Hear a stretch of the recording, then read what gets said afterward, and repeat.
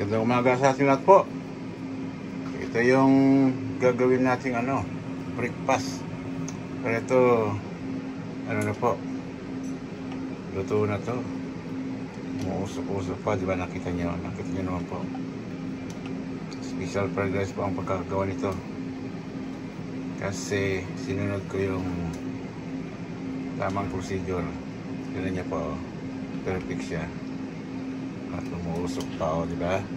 Naluwan ko lang ng celery, saka green peas, yun po, saka garlic.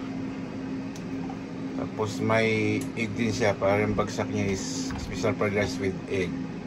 Yan po, sarap po. Yan, gawin tapos ng sarili natin, pinggan natin. Yan po.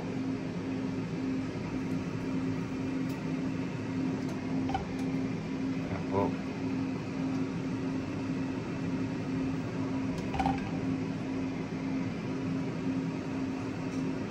Yan. Sa celery. Yan po din nyo. Sarap po, di ba? Paano po? Almusal na tayo.